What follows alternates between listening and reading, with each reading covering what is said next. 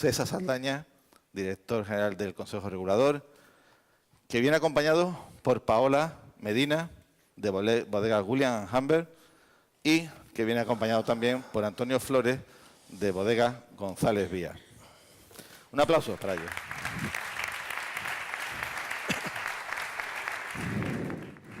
Ah, ya está ahí. Ya está ahí.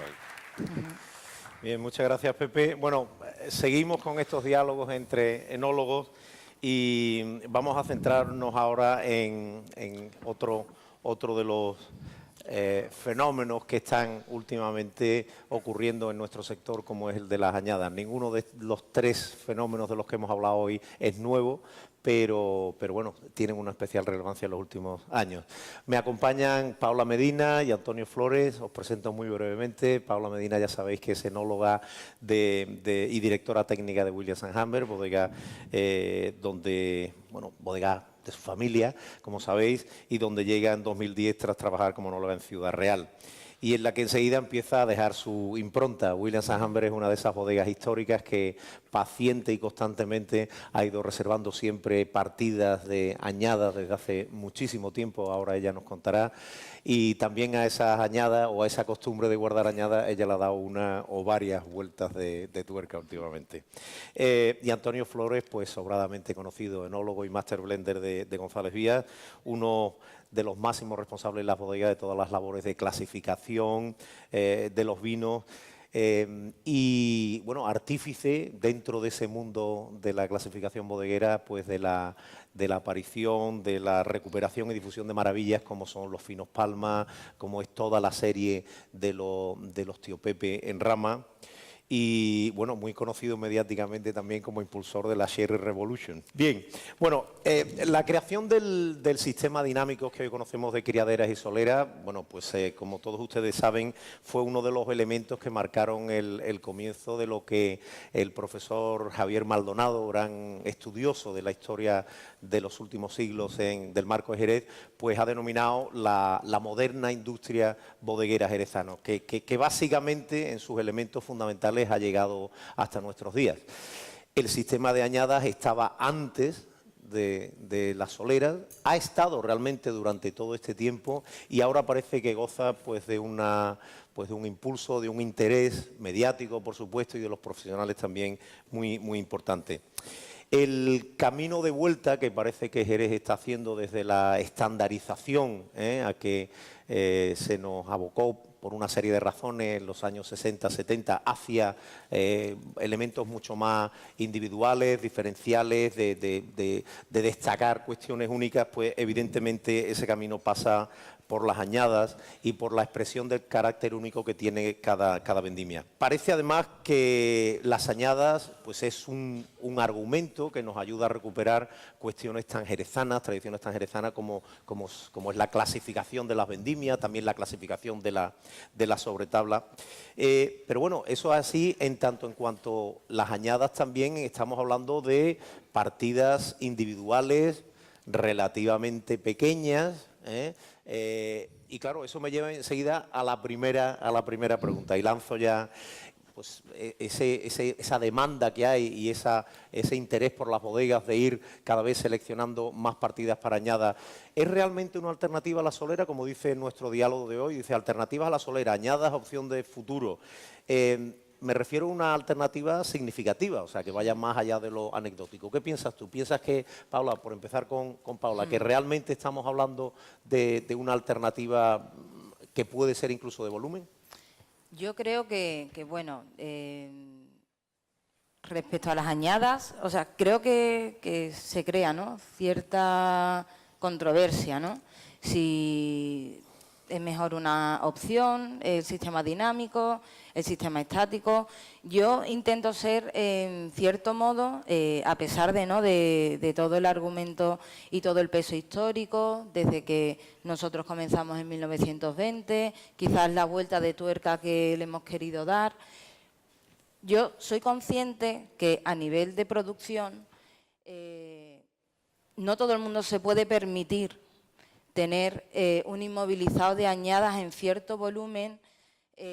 Nosotros, en nuestro caso, sí lo podemos hacer porque somos una bodega que tiene pues cierto volumen. Yo entiendo que cuando se está empezando desde cero, como está pasando ahora con ciertos proyectos, ¿no?, de compañeros enólogos, pues es complicado.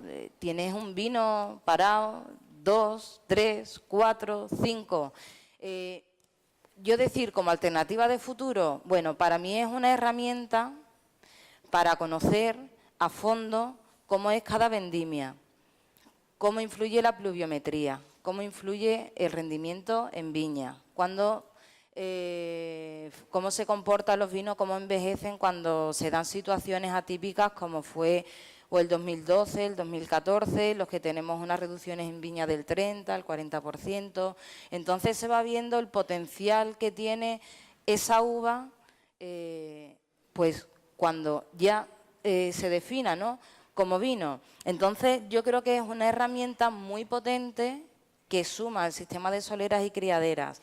Alternativa como futuro, no diría que nos tendríamos que volcar a ese sistema, sino que es una herramienta que nos permite profundizar al máximo. También lo que nos está pasando es que si, por ejemplo, en el caso de las añadas históricas single cask, que tenemos desde hace muchísimos años hasta la actualidad, que lo seguimos haciendo, pues claro, hemos visto cómo están evolucionando esos vinos y que pueden empezar pues casualmente como crianza biológica, porque antiguamente se fortificaba en torno a 15 grados y medio, se llenaba la bota y comenzaba a caminar ese vino, y esos vinos los tenemos hasta el día de hoy. Ahora mismo, de las añadas históricas, las single cask, o sea, lo que tenemos es ese perfil, esa personalidad, ese vino con una crianza oxidativa muy acentuada. A día de hoy, ¿qué estamos haciendo? Exprimiendo esa herramienta y trabajar con crianza biológica estática, que quizás es lo que sí puede parecer un poco pues una contradicción, pero sí estamos aprendiendo muchísimo. O sea, estamos viendo, pues, por ejemplo, que tenemos vinos con crianza biológica hasta 10 años, entonces, pues como alternativa de futuro me parece una opción muy interesante porque es una herramienta más que nos permite, aquí en el marco de Jerez, trabajar con otro tipo de vinificaciones que impulsa. Y yo creo que tenemos un potencial enorme, pues por la zona vitícola en la que estamos, el clima que tenemos, la variedad que tenemos. Los vinos me están demostrando el potencial que tienen y yo creo que no solo se debe de hablar del Jerez como sistema de soleras y criaderas o como sistema estático, ¿no?, el de añadas, sino que tenemos infinidades de posibilidades de vinificar, pero ya no solo con la estática, sino con otras alternativas que yo creo que son posibles, pues como Jereces, y que suman y que da vida. O sea, yo creo que impulsa, ¿no?, los Jereces, que yo creo que es lo que tenemos que enseñar, ¿no?, y transmitir ahora. Bueno, yo creo que primero representa nuestro origen. El sistema de añada es el origen de envejecimiento de Jerez y como tal tiene un papel fundamental porque es recuperar nuestra historia. Yo muchas veces digo que no hay futuro si no nos apoyamos en nuestro pasado bueno, en nuestro pasado glorioso. Y las añadas representaron un momento único en Jerez, donde se vinificaba por pago, donde hay añadas por viña, hay añadas... Es que representa lo mejor de Jerez. Fijaros que muchas veces cuando hablamos de añadas, hablamos de vinos que han representado... Yo hago, por ejemplo, muchas veces referencia a esas subastas históricas en Londres. Hay una subasta en 1894 donde se subastan 2.500 botas de añadas de González Vías. Había que tener en cuenta ese volumen. Y si hacemos y nos fijamos un poco en las referencias de esas añadas, están referenciadas por Macharnudo, Carrascal, Balbaína, Añina, multitud viñas, La Racha, Amorosa. Eso representa la singularidad frente a la reproducibilidad, que es el sistema de solera y criadera. Ni mejor ni peor, simplemente diferente. Y ya que tenemos ese tesoro, hay que ponerlo en valor, por supuesto que hay que ponerlo en valor. Y es una gran alternativa, no solamente hablando de pequeños volúmenes. Podemos hablar casi de volúmenes importantes, ¿por qué no? Es que ya lo teníamos antes, ya lo teníamos a principios del siglo XIX, a mediados del siglo XIX y casi a final del siglo XIX. Tenemos en la copa la añada de 1987. Yo os voy a hablar antes de cómo es la selección de la añada. Fijaros, cuando hablamos de una añada hablamos de muchas influencias en el momento de la elección. Una de ellas es el pago, es la tierra. ¿Qué pago vamos a utilizar para nuestra añada? ¿Qué viña concreta vamos a utilizar para nuestra añada? Pero después hay otras cosas muy importantes, como es qué fracción de la vendimia vamos a utilizar. Por ejemplo, en González Vías solamente utilizamos para añada mosto procedente de escurrido y de primera yema. Mosto obtenido prácticamente casi sin presión. Pero podemos ir avanzando poco a poco. Casi nunca se habla de qué madera se utiliza, qué envinado utilizamos cuando decidimos qué vino, qué bota vamos a utilizar para meter esa añada. Es fundamental el envinado. Vamos a emplear una bota procedente de fino, de soleras de fino, vamos a emplear una bota de amontillado, vamos a emplear una bota de oloroso. ¿Qué tipo de madera vamos a emplear? Vamos a emplear roble americano, roble del país, roble francés. Todo eso es muy importante porque todo va a influir en la añada. Hay que tener en cuenta que en el sistema de criaderas y soleras se pueden limar muchos matices y muchas asperezas y muchos pequeños defectos. Sin embargo, en el sistema de añada, cuando decidimos un casco, una bota, un tipo de madera, un tipo de envinado, ya no hay vuelta atrás. Y todavía podemos ir mucho más allá. ¿Qué ubicación física vamos a emplear para envejecer esa añada? También es importante la situación en la bodega, la temperatura, qué bodega vamos a utilizar. Todo eso va a influir en la añada. Porque fíjate que para esta añada, para 1987, se clasificaron 200 botas. Yo creo que era Willy quien decía que él basaba gran parte de su elaboración en el descarte. Pues también pasa en el sistema de añada. O sea, nosotros vamos a clasificar primero lo mejor de la cosecha, el mosto de escurrido y de primera yema, pero después todas las botas no se van a comportar de la misma manera. Y además es un volumen muy importante. Hay que tener en cuenta que aquí hay una merma por evaporación muy, muy importante, que está entre el 4,5% y el 5%. Realmente muchas de esas botas se reutilizarán para incorporarlas al sistema de criaderas y soleras. Solamente van a quedar las mejores botas. ¿Y qué nos encontramos en la añada del 87? Pues casi 16 botas, solamente 16 botas de esas primeras 200 botas originales. Bueno, pues de esas 16 botas hubo que descartar pues 14, porque eso es algo también importantísimo. Cuando decidimos qué año vamos a embotellar, parece que está en su momento ideal. Nosotros, como veis, estamos buscando mucho ahora la expresión, la singularidad del palo cortado. Pues cuando decidimos el año que está en ese momento justo de expresión de palo cortado, ahora hay que catar bota por bota. Eso no es una tarea fácil, además lo hacemos de forma colegiada.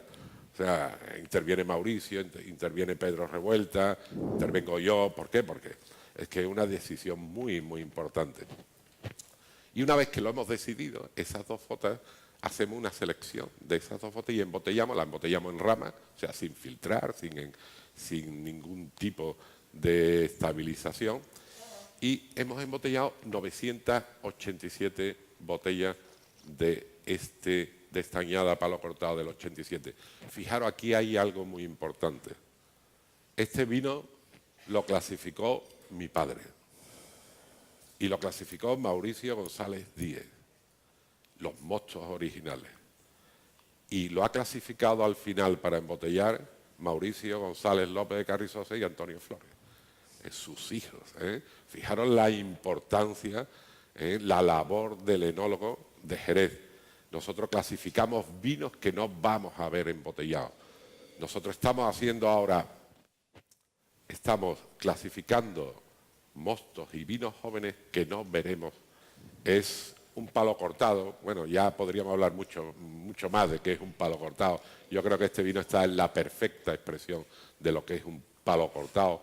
Fijaros qué color tiene un color ámbar con tonalidades cobriza, lágrima glicérica. Aquí prácticamente no ha habido crianza biológica. Y vamos a disfrutar un poquito de la nariz, esa nariz amaderada, esa nariz con aromas a cedro, a especias, hasta toques de piel de naranja, toques de tabaco, y su boca intensa, suave, elegante. Yo digo que estos son los grandes vinos del mundo, los que curan el alma y alegran el corazón. Bien. Una de las cosas que estaba comentando Antonio, porque siempre las añadas nos llevan a esto, nos llevan a vinos que clasifica una generación, que disfruta otra. El concepto de añada como tal no es, digamos, no obliga a una determinada vejez.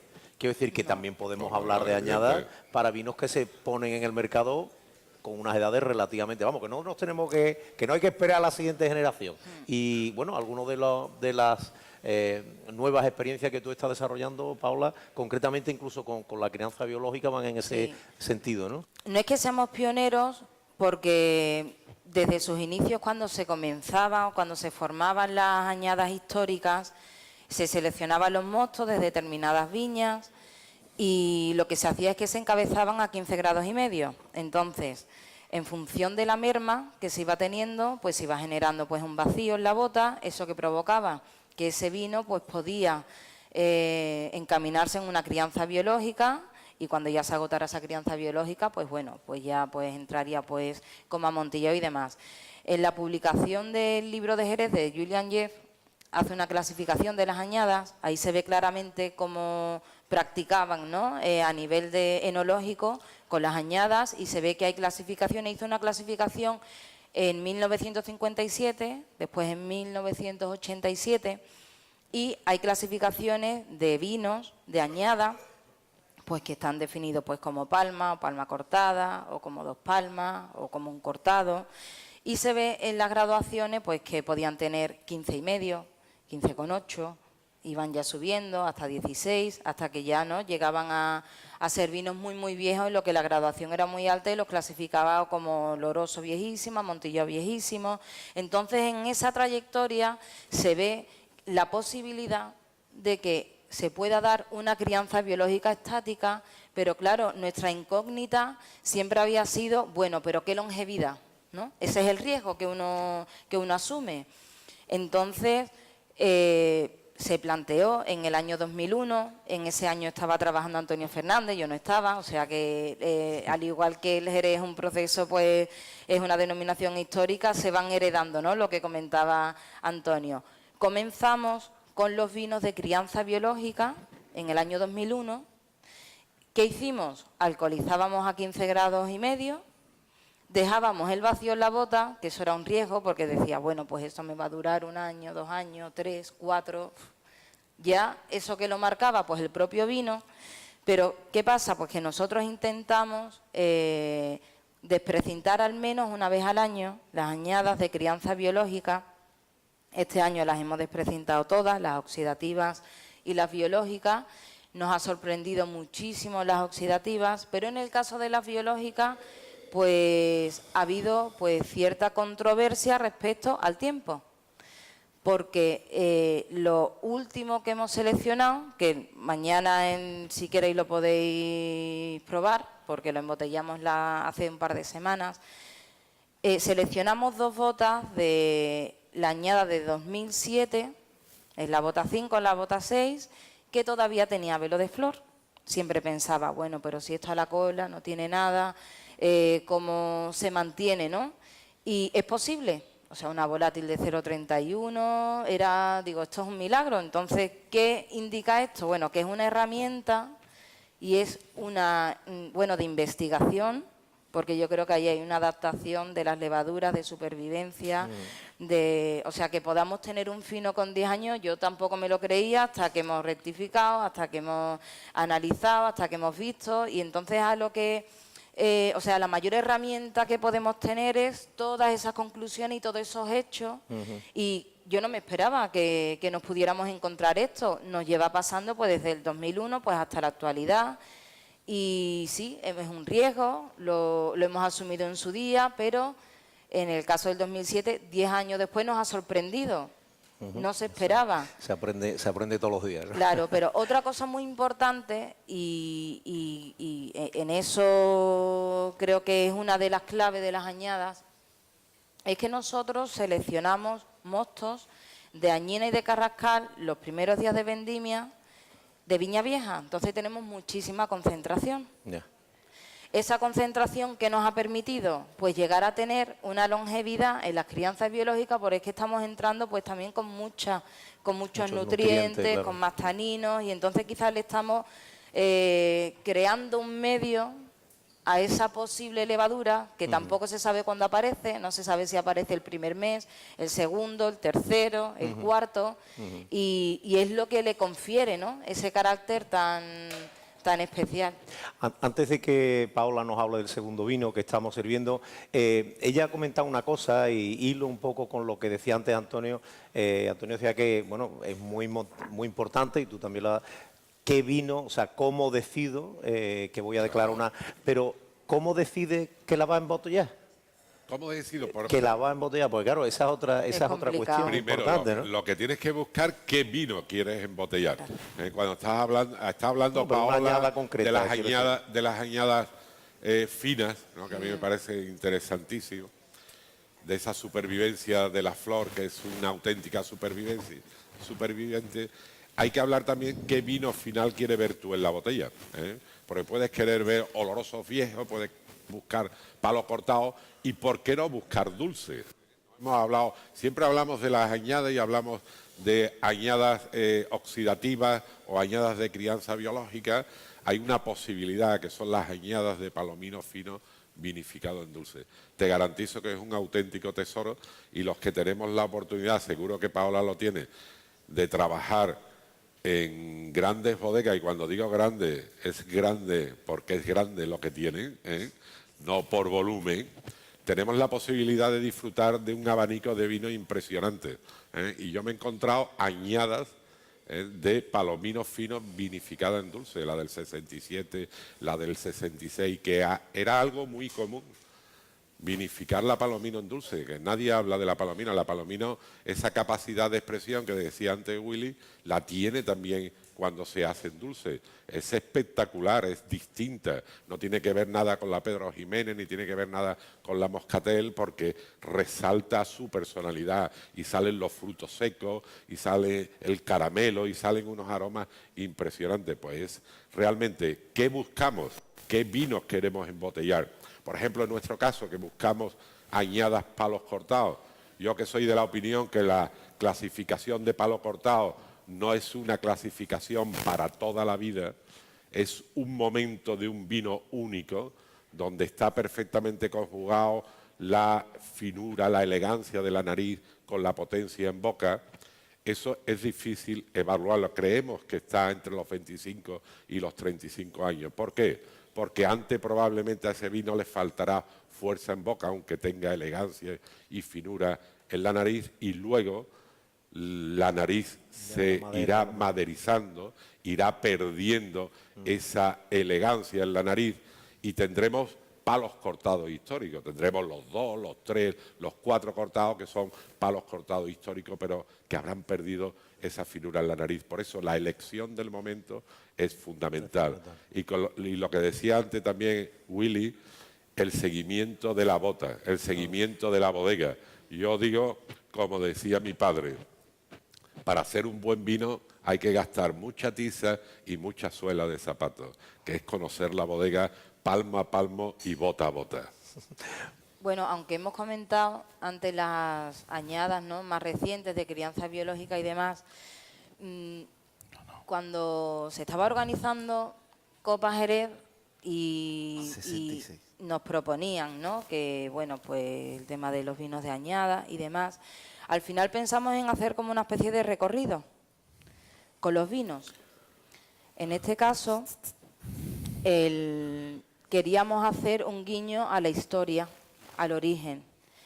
Las añadas históricas single cask comenzaron en el año 1920 y se seleccionaba vino de la Viña del Álamo. Este es un vino de la añada de 1966 y es para darle el honor, ¿no?, a este vino que pertenece al origen, a la Viña del Álamo, pues para que supierais el potencial, para que tuvierais la oportunidad, ¿no?, para que bueno, no lo hacemos en muchas ocasiones. Cuando estuvimos desprecintando las añadas históricas, pues vimos que era este vino con 50 años que presentaba una finura, una longevidad, una viveza, un nervio, que decidimos embotellarlo. Embotellamos muy poquitas botellas, pero bueno, con motivo de Copa Jerez, como teníamos las botas desprecintadas, lo embotellamos pues la semana pasada, a mano. Embotellamos las 4 botellas que hemos traído hoy, pero también queríamos hacer un recorrido porque habéis catado antes el fino de añada del 2009 y después quizás, bueno, esta noche pues también pues el oloroso de añada del 2002, que se ha hecho una selección especial, y era pues para hacer un recorrido, ¿no?, un barrido de lo que es un vino de añada y hasta lo que puede llegar a ser, pero actualmente, para que a mí lo que me gusta de las añadas es que abramos las puertas, porque estos vinos son para disfrutarlos y para conocerlos. Las sacristías, gracias a las sacristías tenemos los tesoros que tenemos ahora, y los que estamos comenzando ahora tenemos la oportunidad de saber cómo lo hacían, pero creo que es muy importante abrir las puertas para conocer el potencial que tenemos en Jerez de otra manera y conocer el recorrido, ¿no?, que puede llegar a tener. Y bueno, es muy especial y lo clasificamos en su día pues como palo cortado por la finura que presenta después de 50 años en bota. Hay un aspecto que no, en fin, que no habéis mencionado ninguno de los dos. A mí particularmente me interesa mucho, y es evolución en botella de estos vinos. Pues claro, hay un momento que decimos, venga, ahora, porque este es el vino que yo quiero, esta es la idea que tengo, he ido catando, este es el momento, pero bueno, este es el momento y ahora a ver qué pasa, ¿no? La evolución es increíble. Hay que, de alguna manera, el servicio de la sala es también importantísimo, porque saber descorchar, darle oportunidad para que estos vinos respiren, se expresen, es también muy importante. Y fíjate que de esta añada, de la del 87, hemos embotellado 987 y nosotros nos hemos quedado con 50 botellas que pasarán a formar parte de lo que es el aljibe, el botellero histórico de González Eso para no Viana. tener que comprarla después, como ha pasado más de una vez, ¿no? Efectivo. Durante toda la tarde, César, estamos hablando de nuevas experiencias con vino de Jerez, de nuevas formas de elaboración del vino, de nuevas variedades en el marco de Jerez, del papel de los enólogos, cómo los enólogos se han convertido en protagonistas en los últimos años. Y me ha recordado un poco a lo que sucede a veces con el lenguaje, ¿no?, que la calle empieza a hablar de alguna forma y finalmente la Real Academia pues da carta de naturaleza a determinadas palabras de las que al principio puede abominar en ocasiones. Yo entiendo que los responsables del Consejo están por la labor de dar cabida a todas las nuevas experiencias, porque si no, no estaríamos hablando de ello aquí. Pero me gustaría saber si ves en el horizonte, más cerca que lejos o al contrario, el momento en el que se flexibilicen las normas y del propio Consejo y bueno, se dé cabida a otro tipo de experiencias que ahora parece, o se modernicen las normas, las reglas, no sé cómo, pero se dé cabida a todo este tipo de experiencias de las que estamos hablando aquí, llevamos hablando toda la tarde y que no tienen mucho que ver ya con el vino tradicional como entendíamos al vino tradicional de Jerez. Bueno, las normas no son flexibles. Las normas no son flexibles, lo que se pueden es cambiar. Y la verdad es que ahora mismo estamos viviendo un momento fascinante porque estamos a las puertas de una modificación o de una de una revisión de nuestro pliego de condiciones. Ya tuvimos uno en el 2010 y hubo algunos cambios, y tenemos en el próximo futuro, meses, quizá pocos años, una actualización del pliego de condiciones. Todo está encima de la mesa, todo aquello que las bodegas, los viticultores, las organizaciones piensen que puede ser de interés. Muchas de las cosas que hemos hablado aquí no son cosas nuevas, ¿eh? Hay una parte muy interesante que es la de recuperar lo que un día fue Jerez y que por razones X pues se fue quedando en el camino de la normalización o de la regulación, ¿no? Pero la respuesta a tu pregunta en corto y por derecho es sí, por supuesto, porque además cuando hablamos del Consejo Regulador no estamos hablando de su presidente o su director o ni siquiera de su pleno, estamos hablando de todo un sector que en jornadas como esta y en mucha reflexión interna y dentro de las bodegas y en reuniones sectoriales, pues se plantea el futuro. Lo que pasa es que intentamos que sea un futuro que sea coherente, ¿eh? La coherencia es muy importante, no podemos ir dando bandazos, ¿eh? Pues si vamos dando bandazos probablemente nos volveremos a equivocar. Tiene que ser algo coherente, algo que sea parte de lo que Jerez puede ofrecer al mundo desde el punto de vista vitivinícola. Y muchas de las cosas de las que estamos hablando son cosas que están en nuestro pasado. Muchas gracias, César, muchas gracias, Paola, y muchas gracias, Antonio, por este rato. Y sí, os tengo que cortar porque hay que seguir. Perfecto.